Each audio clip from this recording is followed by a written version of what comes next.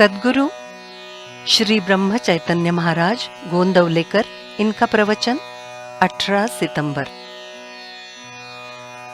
गोंदवले के श्री रामचंद्र की विशेषता।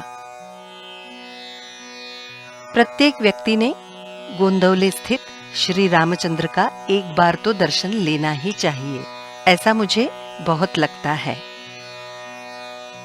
इस राम की विशेषता ऐसी है कि उसके समक्ष हम खड़े रहें तो वे हमें हमारे अवगुणों से अवगत करा देते हैं। यही काम विशेष महत्वपूर्ण है, क्योंकि दोषों की जानकारी होने पर मनुष्य उनसे छूटने के प्रयास में जुट जाता है। हमें कोई रोग हुआ है ऐसा समझें, तभी मनुष्य उससे मुक्त होने के प्रयास में लगेगा। वैसे ही दोषों की जानकारी होगी तभी मनुष्य उससे छूटने के लिए राम जी से प्रार्थना कर उन्हें शरण जाएगा। शरणागत पर कृपा करना ये राम जी का व्रत होने के कारण वो उसे उसमें से छुड़ाएंगे ही और उसका काम हो जाएगा। अच्छा वैद्य कौन? जो रोगी को भूख उत्पन्न होगी ऐसी दवाई देकर बाद में उसे भरपूर खाने को देता है और उसका पचन ठीक से होने की दवाई देकर उसे निरोगी और सशक्त बनाता है, वो ऐसे ही मेरे प्रभु राम हैं। इसलिए प्रत्येक व्यक्ति ने उसे एक बार तो देखना ही चाहिए, ऐसा मुझे मनःपूर्वक लगता है। मंदिर में मुक्त द्वार हो, परंतु वो किसके लिए?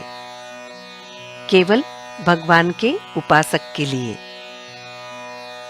भगवान के उत्सव के लिए थोड़े ही लोग जमा हो, किंतु वो नाम स्मरण करने वाले हों तो ही उसमें सच्चा आनंद है। व्यर्थ ही बहुत सारे लोग जमा हो ऐसा हेतु ना हो। मंदिर भगवान की उपासना का मुख्य स्थान होता है, इसलिए वो बिल्कुल सादा होना चाहिए और वहां उत्तमता से उपासना होती रहे। मंदिर का निर्वहन सदैव भिक्षा पर चलना चाहिए। मंदिर में से व्रती और ध्येयवादी उपासक निर्माण होने चाहिए। भगवान को उपासना प्रिय है, अतः सुवर्ण के मंदिर का निर्माण करने की अपेक्षा मिट्टी पत्थर के ही मंदिरों में उपासना बढ़ाने का प्रयास किया जाए। भगवद इच्छा से सब चल रहा है, ये भावना रखकर जो आता है उसे मना न करें और जो नहीं आता है उसका दुख न करें। हम भगवान को भूलते जा रहे हैं। उसका स्मरण होने के लिए और वो स्मरण सदैव बना रहे, इसलिए भगवान के उत्सव करना जरूरी है। किसी आदमी के अनेक रिश्तेदार होते हैं और वो जिस तरह उनसे अलग रह सकता है, वैसे ही भगवान सर्वत्र रहकर भी हमारे हृदय में रह सकते हैं। वो सूर्य के प्रकाश जैसे एक जगह रहकर सर्वत्र सत्तारूप में रहते हैं। जिसकी भावना सच्ची, शुद्ध और निस्संशय होती है, उसके लिए पत्थर की मूर्ति भी भगवान बन जाती है। मात्र भावना 100% होनी चाहिए, उसमें मिलावट करना उपयुक्त नहीं।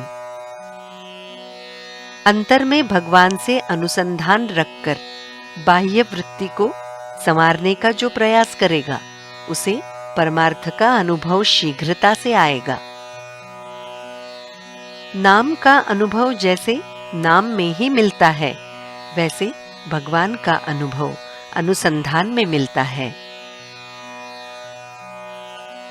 उपासक को देह का विस्मरण हुआ तो उपास्य मूर्ति में उसे चैतन्य की अनुभूति आने लगती है।